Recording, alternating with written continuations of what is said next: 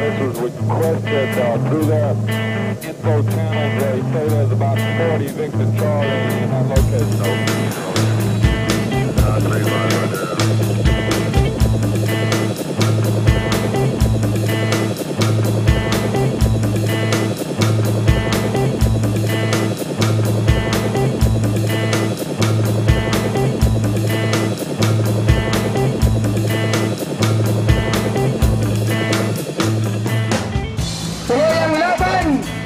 Para sa tunay na reforma sa lupa, pagbasura sa extension at pagsusulong ng Genuine Agrarian Reform Bill.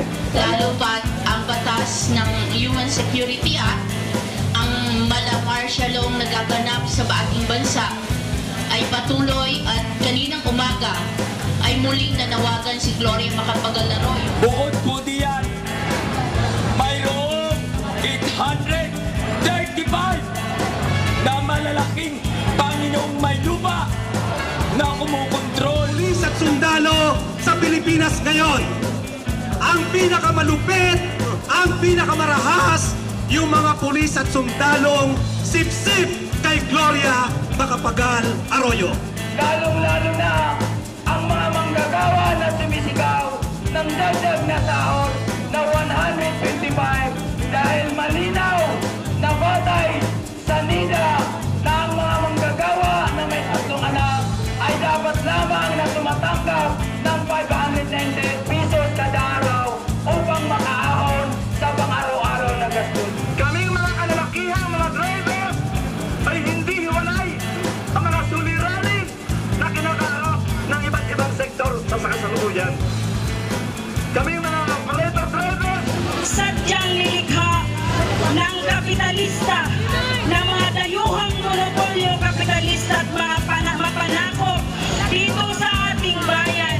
Ang mga mapanupil na batas ay maraming mga kababayan natin ang mawawalan din dito ng tahanan at ang mga kababayan natin sa iba't ibang bahagi ng Timog Katagalugan, ang mga magsasaka doon sa kanayunan ay wala namang may ang kabataan sa pagtatrabaho, napipilitan pumasok sa pabrika, napipilitan tumigil sa pag-aaral.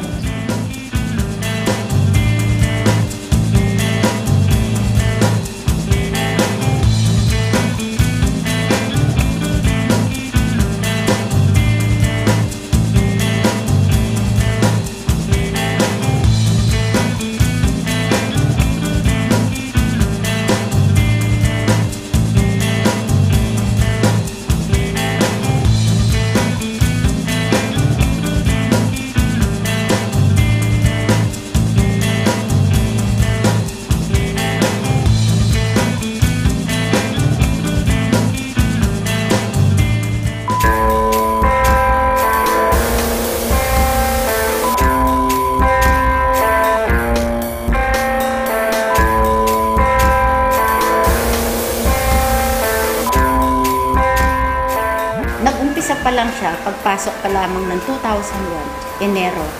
Nagkasimula na dyan yung massacre sa lalawigan ng Laguna. At nagpatuloy ito hanggang 2001, hanggang sa Mindoro. Mula Laguna, tumawid dito ng Mindoro.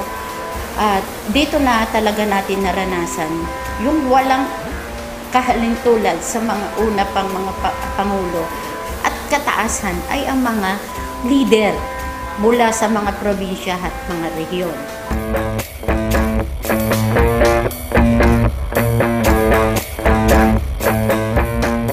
Pinatay nila ito dahil lang di umano ay pinalabas ng gobyerno na ang tatay ko ay commander ng NPA at siya ang leader doon sa amin. Kaya sa pagkapatahimik nila, una muna, ikidulong nila.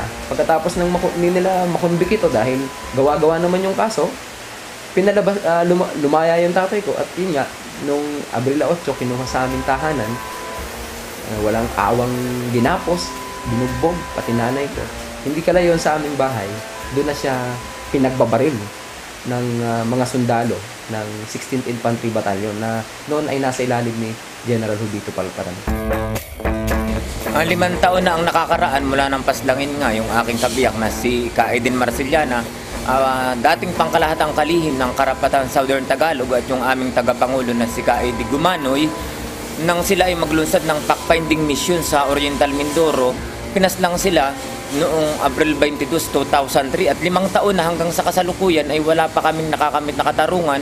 2 beses na dinismiss ng Department of Justice yung kaso na aming inihapag at pinawalang sala itong mga inaakusahang sangkot doon sa pagdukot at pamamaslang. Marami ng gabi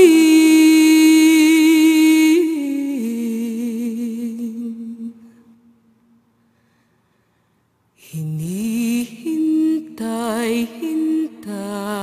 Dito natin nakita na talagang ang ating rehiyon ay isang laboratorio kung paano ito ay magiging tinitignan nila na kapag ang Timog Katagalugan ay dadapa, mawawala ang mga organization, mawawala ang mga itinatayo nating mga samahan ng mga mamamayan.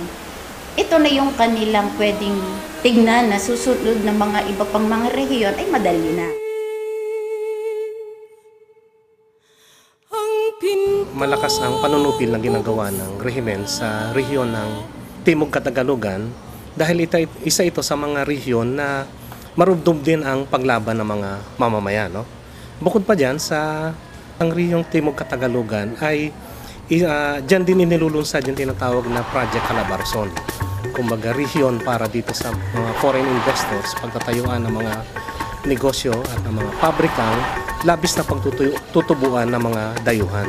Mapilit yung mga manggagawa na pumayag sa napakababang pasahod para sa kanila at pilitin din ang mga magsasaka na lumayas na lang sa kanilang mga lupain na pagtatayuan ng mga pabrika at ng mga golf courses nito mga dayuhang ito.